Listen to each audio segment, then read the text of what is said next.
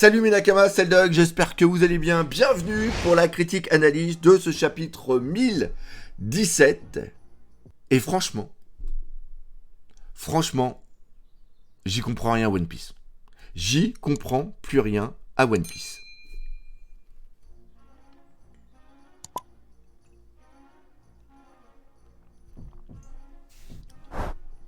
Voilà le bilan de la bombe qui nous a lâché fait que je ne comprends plus rien à One Piece. Parce que quand il lâche une information comme ça, moi mon cerveau, il faut qu'il analyse.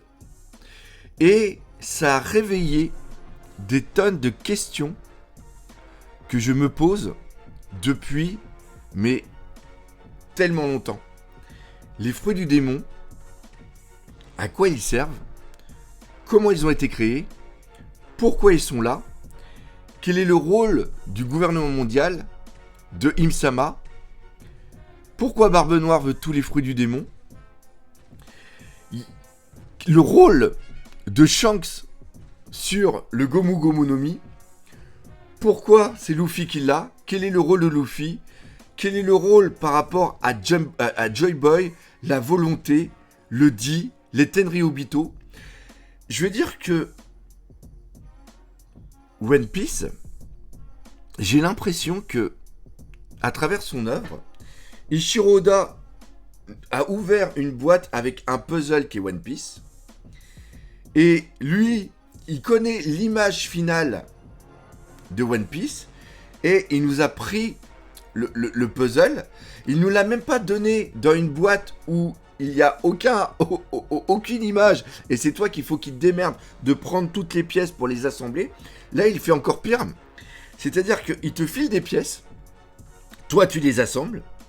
Et à un moment donné, il dit « Attendez, il y a encore cette pièce-là que je vous ai pas donnée. » Et il n'arrête pas. Sauf que la pièce, quand tu la prends sur ton puzzle que tu as essayé de former et que tu regardes et tu dis « Ok, ça ressemble à peu près à ça One Piece. C'est à peu près là où Eiichiro Oda il veut aller et tout ça. » Quand il te redonne une pièce, et là tu mets la pièce au milieu du puzzle, tu te dis « Waouh !»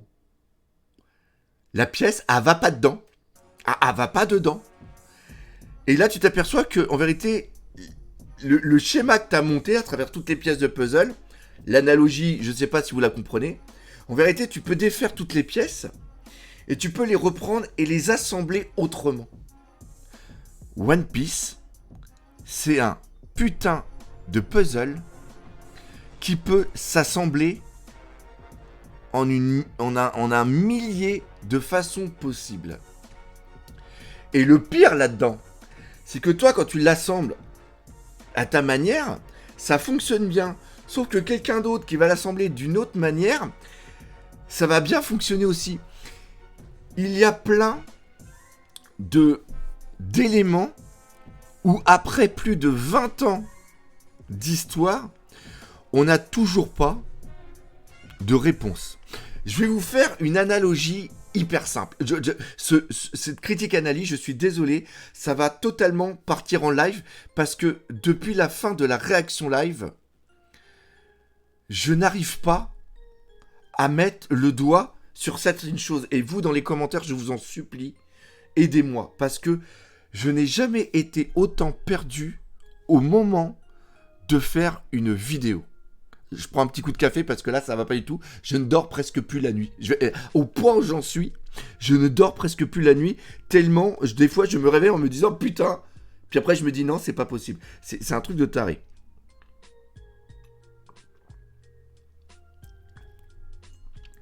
On va parler d'un truc simple.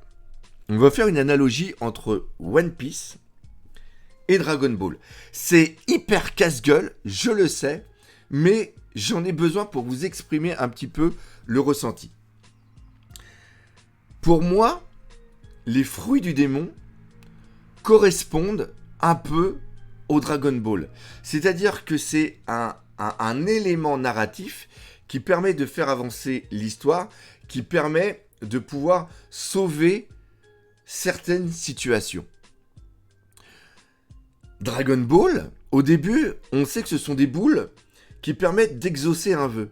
Mais au fur et à mesure de l'histoire, Akira Toriyama met en place des éléments qui sont fixes et qui ne peuvent pas être remis en question. Comment ont été créées les boules de cristal? Quels sont leurs buts? Et l'univers que nous connaissons s'agrandit avec Namek, s'agrandit après au niveau de Dragon Ball Super, et même la puissance et le pouvoir de Goku, à un moment, peuvent sembler totalement what the fuck, de se dire mais putain, comment ce petit garçon peut-il devenir aussi puissant par rapport aux autres protagonistes et aussi antagonistes? Et à un moment, on apprend que Goku n'est pas originaire de ce monde et la force qu'il a, il l'a acquis parce que c'est tout simplement un extraterrestre. Et après, quand il est confronté à d'autres extraterrestres, il y a un petit peu la mentalité de Goku qui lui permet de dépasser tous les stades, tous les problèmes auxquels il fait face. Et pour justifier ça, Akira Toriyama a mis des choses en place qui ne peuvent pas être remis en question. C'est-à-dire que à un moment, on ne peut pas dire que Goku est autre chose qu'un Saiyan. Sauf que Eiichiro Oda, lui, tout le temps, il s'amuse à nous placer des choses et une centaine de chapitres plus loin, ou 1016 chapitres plus loin, il nous dit « Non, mais ce que je vous ai fait voir là, en vérité, c'est pas ça. » Et c'est tout le temps. Alors oui, c'est sympa, mais à un moment, il faut se dire, ça serait quand même cool de nous donner des vraies informations, parce que les fruits du démon, on ne sait toujours pas d'où ça vient, on ne sait toujours pas si ça a été créé, on ne sait toujours pas s'il y a un putain d'arbre au niveau de Marijoa, théorie que je ne pense pas du tout, on ne sait pas si c'est quelque chose qui est naturel, qui est lié à cette planète, ou si c'est quelque chose qui a été justement créé par les mecs qui font partie du royaume perdu, du royaume oublié. Les dits, on ne sait pas qui sont réellement les dits. Est-ce que les dits, ce sont des personnes vraiment génétiques? Est-ce que c'est seulement un nom qui leur a été donné? Est-ce que c'est par rapport à une mentalité? Est-ce que c'est par rapport à une volonté? Joy Boy, qui sait à quoi il a servi? Je veux dire qu'on n'a toujours que des brides. Et il laisse tellement de place à l'interprétation qu'on peut partir absolument dans tous les sens. Et c'est ça qui se passe avec la bombe qui nous lâche à la fin de ce chapitre. Et le pire là-dedans, c'est que peut-être que cette fin de chapitre, c'est peut-être un truc qu'il a foutu comme il a l'habitude de faire un cliffhanger, mais qui ne servira pas plus tard. C'est peut-être un cliffhanger qui n'a pas d'intérêt sur l'utilisation des fruits du démon, mais seulement pour apporter une importance à Wuizu. Je suis perdu. Et en un sens, c'est ça que j'aime dans One Piece. C'est une œuvre qui nous fait réfléchir, qui nous fait nous poser des questions. Et en un sens, comme je l'ai dit quelques fois en vidéo, j'ai l'impression que c'est presque comme les livres dont vous êtes le héros. À un moment, Eiichiro Oda nous donne des clés pour presque nous construire une histoire, nous créer des idées, et après, on n'attend qu'une seule chose, une validation de la part de Eiichiro Oda pour nous dire « Ah oui, on avait la bonne logique, on avait pensé à la bonne chose », ou si, au contraire, c'est totalement l'inverse. C'est-à-dire que oui, je pensais à ça, mais je me suis planté, mais comme Eiichiro Oda amène la chose avec une certaine logique, eh bien, je comprends là où il a voulu aller. Enfin bref, c'est ça, ce que je suis seulement en train de vous parler après presque 10 minutes de vidéo, ce n'est seulement que l'intro. Et on va essayer de plus y revenir plus tard. On va quand même prendre le début de ce chapitre parce qu'il y a quand même eu des trucs qui étaient assez sympas. Ce qui se passe déjà, c'est Otama. Alors Otama, on va pas revenir plus longtemps là-dessus. On le savait depuis longtemps. Son pouvoir, ça avait été amené à travers ce qu'elle avait réussi à faire avec Speed. Et aussi les autres. Donc maintenant, ça y est, tous les gifters, à travers justement le pouvoir de Boa Hong, tous les gifters maintenant se retournent et vont pouvoir neutraliser la menace qu'est les pleasures et aussi les soldats lambda. Donc ça permet quoi? Ça permet tout simplement de pouvoir mettre en place enfin les duels qu'on va avoir, les 1 contre 1 entre les samouraïs et les samouraïs, donc je veux bien sûr parler des fourreaux rouges, ainsi que les membres de l'équipage du Mugiwara pour pouvoir combattre les Tobiropo et aussi les calamités. C'est un choix narratif, personnellement je l'aime bien, c'est amené depuis longtemps, ça a une certaine logique, donc sur ce coup-là, je dirais pas, c'est sorti du cul. Personnellement, je valide. L'autre chose aussi que j'aime beaucoup, c'est bien sûr qu'on ait toujours mis un petit peu en arrière, qu'on ait mis Luffy qui est sauvé et qui est maintenant dans le sous-marin. Donc bien sûr, après, il va être ramené. Je pense qu'à un moment, le sous-marin va avoir un moyen de communication avec l'eau. Et on sait aussi que Momo a réussi à se sortir de cette chute. Ça, c'est le premier point. Deuxième point, c'est maintenant les futurs combats qu'il va y avoir. On va avoir un combat entre Sanji et Queen qui est maintenant un dinosaure cyborg. Franchement, j'adore cette mise en place. J'adore l'utilité de la technologie. Pourquoi? Parce que en amont, Sanji ne va pas combattre seulement qu'en étant Sanji. Il va combattre avec la technologie des Vinsmoke. Et on peut imaginer que Queen est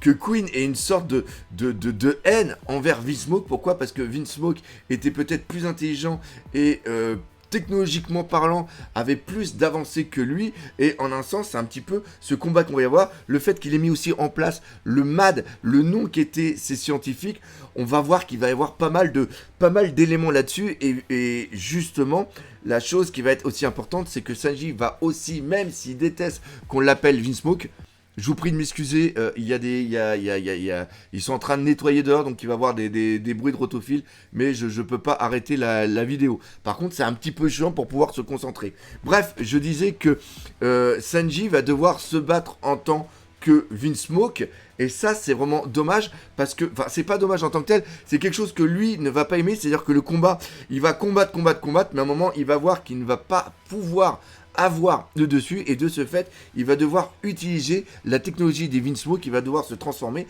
et avec cette transformation il va pouvoir battre Queen, et Queen va être dégoûté d'avoir été encore une fois battu par comment ça s'appelle, la technologie de Jaji. Et on peut même imaginer que il y a un bras mécanique et autre chose, que c'est des blessures qu'il a eu face à une altercation qu'il a peut-être pu avoir justement avec les Vinsmoke. Donc ça pareil, on le place ici, on le met de côté. La chose aussi qu'on voit, c'est que on a Chopper après qui est en version baby papy Chopper. Encore une fois, ça va être pourquoi c'est un gros côté merchandising. Et par contre, le petit truc un petit peu sorti du cul, putain, c'est super chiant derrière d'avoir un truc comme ça, je vous jure, c'est l'enfer. J'espère que comme ça va mieux aller. Les joies et le bonheur de pouvoir habiter justement à la campagne.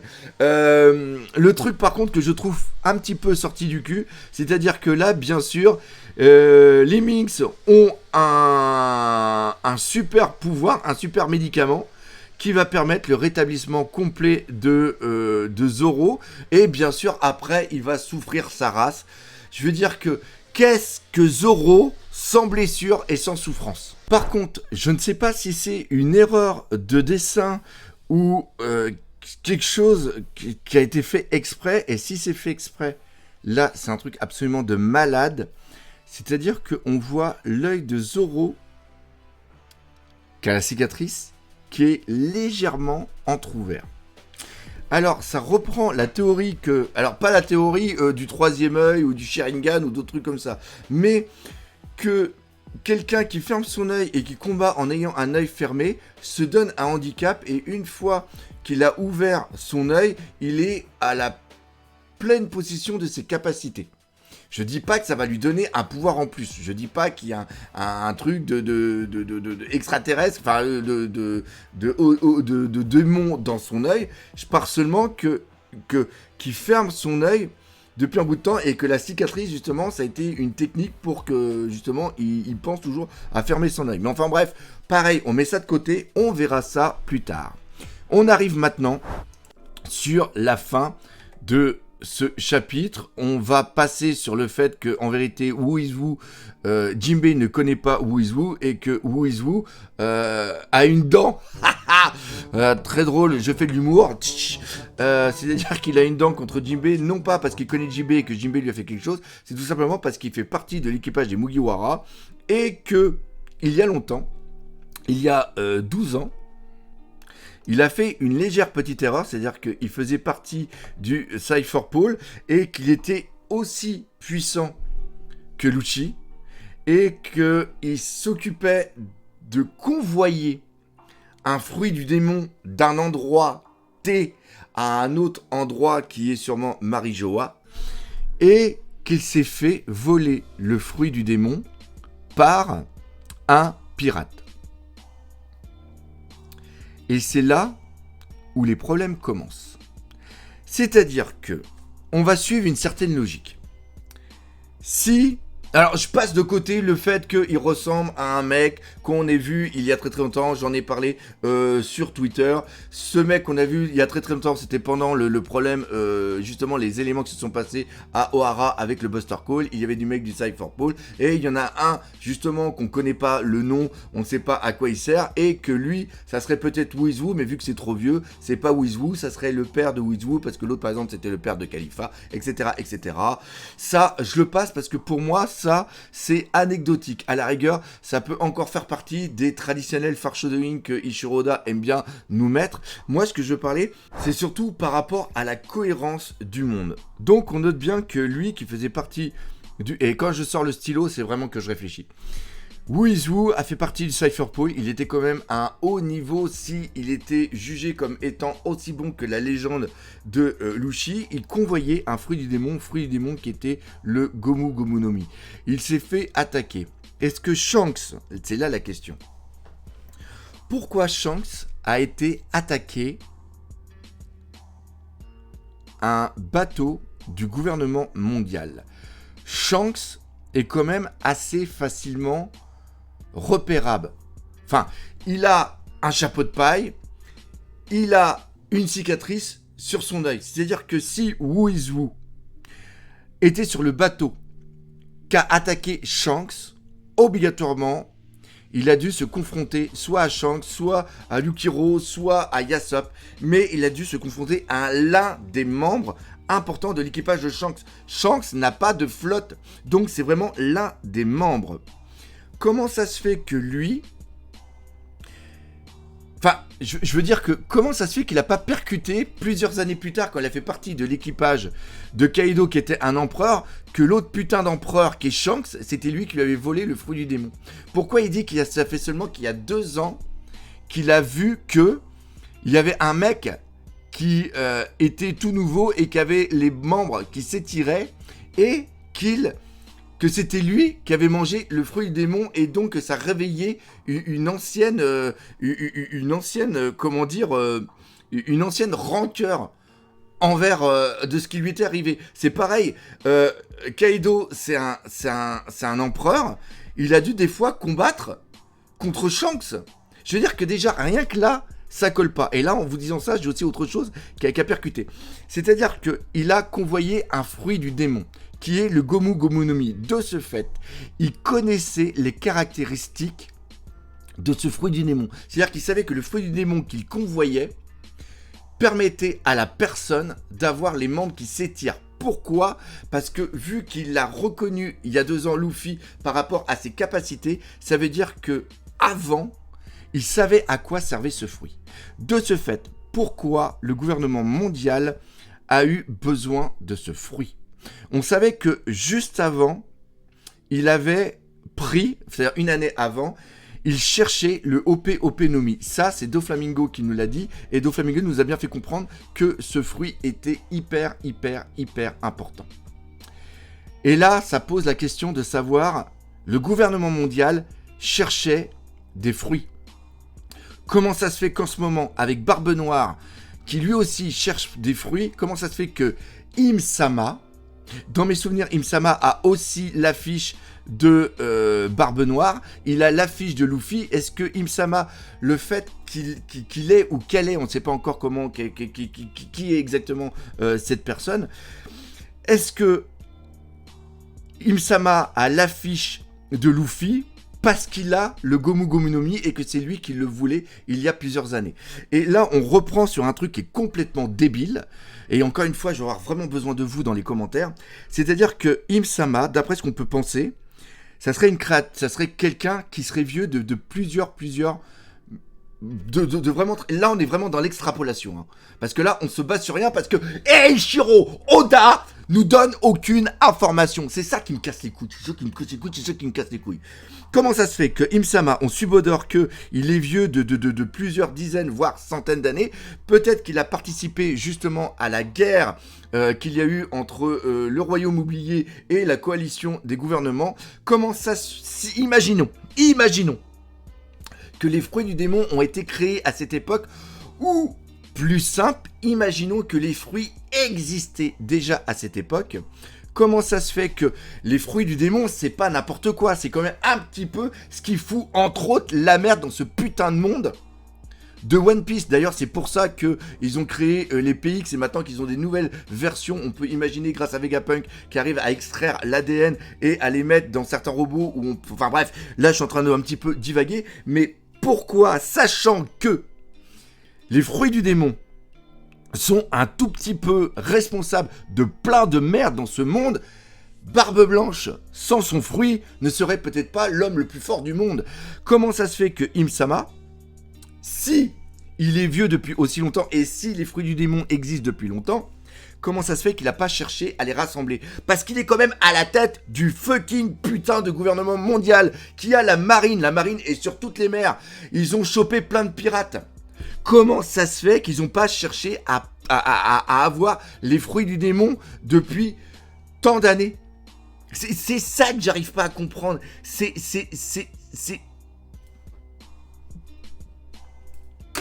What the fuck? J'en perds mon stylo. Et là maintenant, on revient sur un autre truc. Pourquoi Shanks a été chercher ce fruit du démon? Imaginons même un truc encore plus fou. De ce fait que Wuizu n'a pas percuté en se disant putain, il y a un mec qui est en train de devenir empereur, il a 3 cicatrices à un œil, il a aussi un chapeau de paille. Ça ressemble un petit peu au mec qui m'a piqué mon fruit du démon et à cause de qui je suis maintenant en prison. C'est-à-dire il a pas un tout petit peu percuté. Ça veut peut-être dire que, en vérité, le bateau qui a attaqué le bateau du gouvernement mondial, c'est peut-être d'autres pirates qui après se sont fait piquer, se sont fait prendre le fruit par Shanks. Enfin, on peut partir absolument n'importe quoi. Le truc encore plus fou là-dedans, c'est qu'à la période où ça a été fait, c'est-à-dire il y a 12 ans, ça colle parfaitement avec le moment où ils ont le fruit du démon sur Fushaton.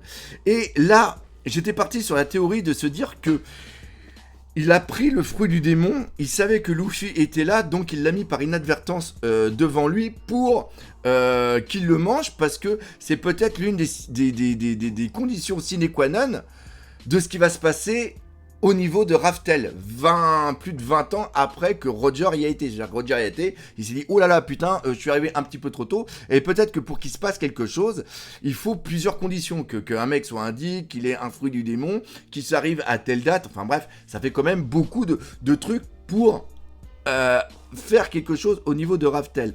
Et là où je veux en venir, c'est-à-dire que c'est-à-dire que Eiichiro Oda a quand même construit son œuvre, et l'utilisation de fruits du démon, le Gomu Gomu no Mi, c'est pas un truc qui va dire oh putain, si je faisais ça, ça va faire vachement bien. C'est quelque chose qui a été imaginé au préalable, et donc le fait qu'on ait Shanks qui est au tout début de l'aventure et qui gueule un petit peu contre Luffy parce qu'il a mangé le fruit, et en un sens, faut vraiment être un putain de teubé pour foutre un fruit qui est peut-être censé être hyper important et le foutre comme ça au KLM au milieu d'un bar où on bouffe. Je veux dire que là, il y a des trucs que je peux plus.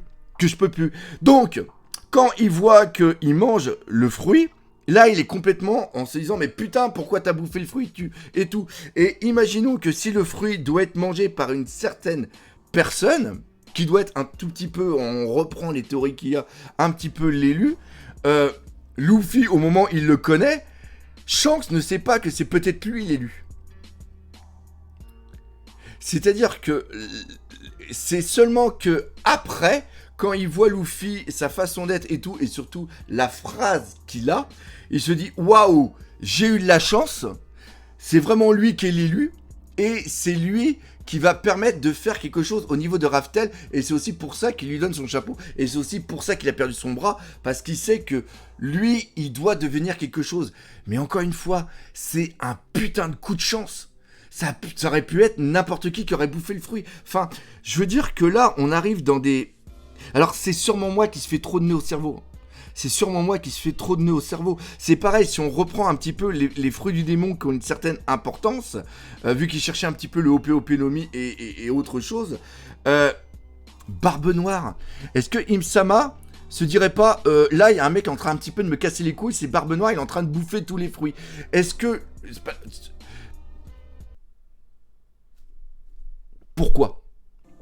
Pourquoi le gouvernement mondial ne fait rien contre un mec qui est en train de chercher tous les fruits? Surtout, sachant que au niveau de Dressrosa, Burgess dit bien que normalement, le Gomu Gomu no Mi lui était destiné. C'est-à-dire qu'il vient là pour prendre le Mera Mera no Mi, mais à un moment, il veut tuer Luffy en lui disant « ton fruit m'est destiné ». Enfin, il y a un truc... Et en plus... Ce qui montre que les fruits du démon sont là depuis tellement longtemps, c'est qu'il y a une encyclopédie qui a été faite, et donc, Im-sama sait comment avoir un fruit du démon. C'est-à-dire que t'as un mec qui a le fruit du démon que eux ils cherchent, ils le prennent, le foutent en tôle, le tuent, et après ils essayent de retrouver le fruit. Et si quelqu'un d'autre a le fruit, on va retrouver le mec, on va le retuer pour qu'à un moment le fruit apparaisse bien quelque part. Et même au niveau de la technologie, ils peuvent essayer de créer des semi-réceptacles qui peuvent attirer le fruit. Parce que Barbe Noire, quand même, y est arrivé. Et c'est pas le seul Pécor qui a ce pouvoir-là après 800 ans d'existence. C'est-à-dire que ce à quoi est arrivé Barbe Noire, il n'y a pas qu'un seul mec intelligent au monde qui peut avoir cette logique. Si il a voulu prendre le Yami Yami no Mi, c'est parce qu'au préalable, il savait que il pouvait prendre d'autres fruits du démon grâce à ça. Et on dit aussi que c'est grâce à son ADN. Mais c'est pas le... C'est-à-dire qu'en 800 ans, c'est pas le seul qui a dû penser à ça. Enfin... Ce qui se passe, c'est que j'avais déjà énormément de questions, de réflexions, d'interrogations sur One Piece, et ce chapitre me les a tous rejetés en pleine gueule. C'est-à-dire que c'était enfoui dans mon cerveau, et là, par la fin de la phrase, putain, je me suis dit, waouh, le gouvernement mondial avait convoyé le Gomu Gomu no Mi avec un mec qui est l'une des futures légendes du Cypher Pool. Et là, ça a été pourquoi. Et le fait de dire pourquoi ça,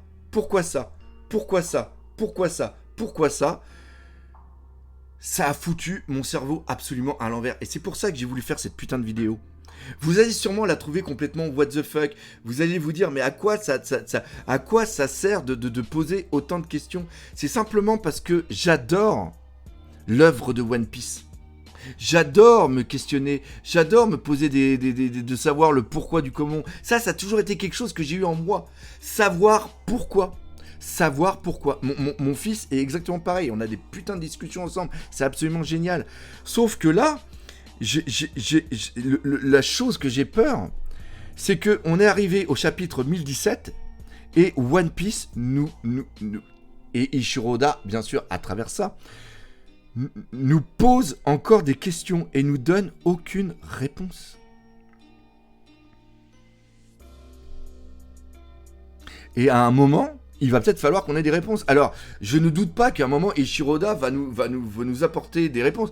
Ou alors, comme je vous l'ai dit en vidéo, en vérité, c'est peut-être un troll qui permet seulement, un cliff de fin, qui permet d'apporter une importance à Wizu pour dire « Oh oh, j'ai convoyé ce fruit !» Alors, bing, ça nous a marqué les esprits. Et je suis un ancien du Cypher. Et après, basta. Peut-être qu'on va plus jamais en entendre parler. Mais j'avais besoin j'avais besoin de vous en parler parce que depuis la fin du chapitre, je suis dans un état absolument dingue. Bref, voilà cette vidéo. Encore une fois, c'est très important. Laissez des commentaires. J'espère quand même que vous l'aurez aimé. Si c'est le cas, comme d'habitude, n'hésitez pas à partager. Laissez des commentaires comme j'ai l'habitude de dire. Parlez-en autour de vous. Mais surtout, on n'oublie pas le principal. One Piece, c'est la vie. Allez, salut mes Nakamas.